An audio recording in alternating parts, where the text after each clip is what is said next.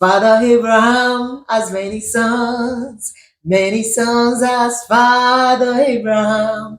I am one of them, and so are you. So let us praise the Lord. Right hand, left hand, right leg, left leg, jump up, sit down. Have you ever wondered why Abraham is called the father of many nations? Why all of us wants to be associated with Abraham and his blessings? Don't go anywhere. That's what we'll be looking at in today's story.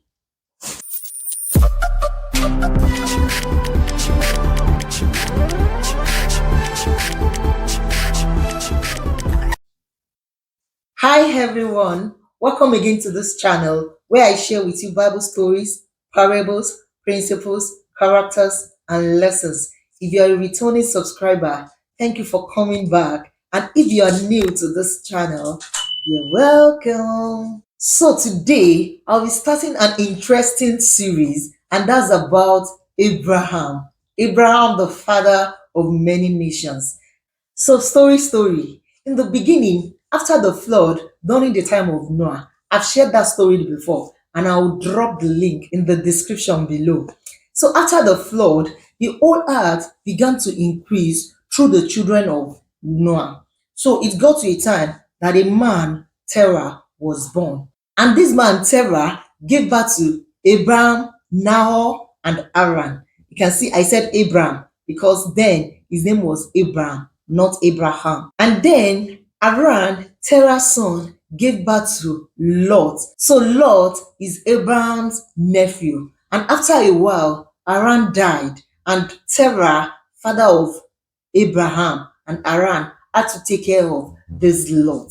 And they were living in the land of Ur of Chaldees. And Abraham had a wife named Sarai. Sarai was her name at the beginning. And the third son of Terah, which was Nahor, too had a wife named Milcah. And Sarai, the wife of Abraham, she was barren. That means she has no child. And after a while, Terah, which was the father of Abraham, wanted to leave or to go to the land of Canaan. And when he was going, he took Abraham, Sarai, the wife of Abraham, and Lot, his grandson. He took all of them out of the land of Ur to go to the land of Canaan. And as they were going, when they got to Haran, they dwelt there. And after a while, Terah, the father of Abraham, died. So when Terah died, Lot was left with Abraham. And after Terah died, God spoke to Abraham, and God told Abraham that he should leave his father's land, he should leave his people, and he should go to a land that he is going to show him. God said he's going to bless him, he's going to make him a great nation.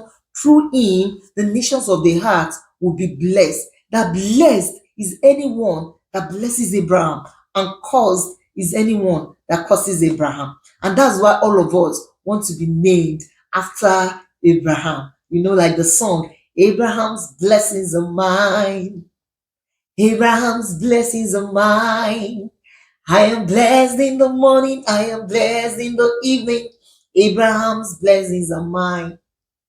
So when God told Abraham, Abraham doesn't know the land, but he obeyed God. Abraham took his wife and he took Lot, his nephew, with him and everything that he has gotten in the land of Aram. And Abraham started on a journey. So Abraham left as God has told him. And as he was going, he got to a place that was close to Bethel. And there, God spoke to Abraham again. And God told Abraham that he's going to bless him, that Abraham is going to possess that land, like God is going to give him that land that he is on. So Abraham built an altar unto God. Then an altar is a place where you will mount stones together to show a place where you want to worship God. So it signifies a place of worship.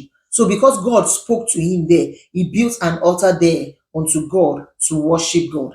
And later, Abraham continued on his journey, to the place that God told him that he's going to show him. And as Abraham was going, there was famine in the land. Famine is when people are so hungry, there is no food in the land. So Abraham had to go to the land of Egypt. So he went down to Egypt. And he was traveling with his wife and his nephew Lot. So when Abraham was about to enter the land of Egypt, he now called his wife Sarai, and he told his wife that when we get to that land of Egypt and they ask you that who are you, you should tell them that you are my sister. Don't tell them that you are my wife, because Sarah was so beautiful. So Abraham told her that if you tell them that you are my wife, they will kill me so that they can take you from me. So when they entered the land of Egypt, truly the men of Egypt, they saw Sarah that she was so beautiful. And word got to Pharaoh, who was the king of Egypt. And these men, they recommended Sarai to Pharaoh. And because of this, Pharaoh treated Abraham very well. And do you know what happened? God plagued Pharaoh and his house. The plague is like a disease that is contagious, a disease that can spread to others. So God plagued Pharaoh because of Sarai that they took from Abraham. And somehow Pharaoh knew this. So he went to Abraham, and Pharaoh told Abraham, why did you lie to me? Why did you tell me she is your sister when she is indeed your wife, and you have brought this disease, this plague upon me and my household? Take your wife. And he told Abraham to leave Egypt. So his men chased Abraham out of the land of Egypt, him, his wife, and Lot. So they left, and as they were going, they came back to that place near Bethel. You remember where Abraham built an altar for God. So they returned back to the place. And that brings us to the end of today's stories. We will then go to the lessons. But before we do that, have you subscribed to this channel? Please hit the subscribe button so that YouTube can recommend this video to as many that will learn from it.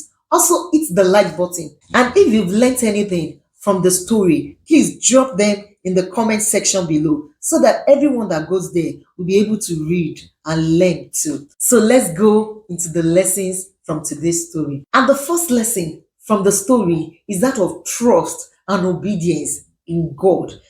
Abraham had absolute trust and obedience to God. When God told him that he should leave his father's land, he should leave his people to a country that he will show him.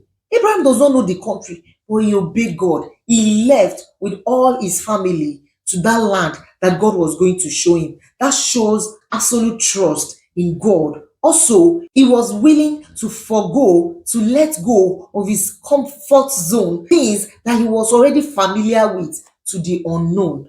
That's absolute trust in God. And that's one thing I want us to learn from today's story. The second lesson is building an altar of worship to God.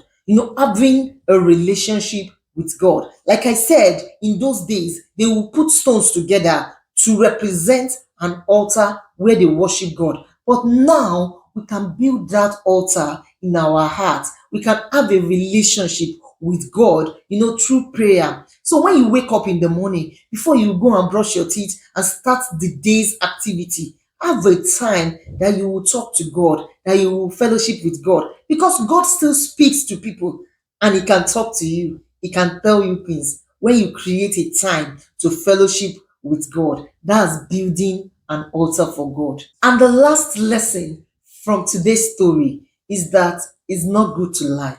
Lying has consequences. It has a result, an effect, or a punishment.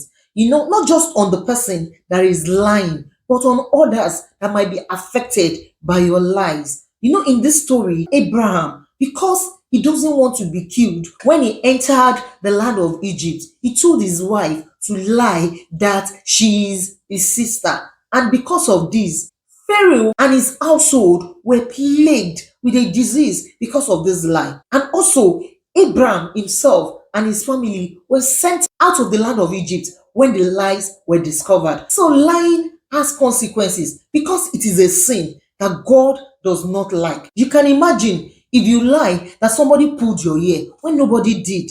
Another person might be punished for it. You are making somebody to suffer the punishment because you lied. And sometimes that lie might be discovered and nobody will trust you. And even if it is not discovered, it is a sin in the sight of God. So let's stay away from all manners of sin. And so we have come to the end of today's stories and lessons. In my next episode, we will continue on the series on the story of Abraham. Till I come your way again.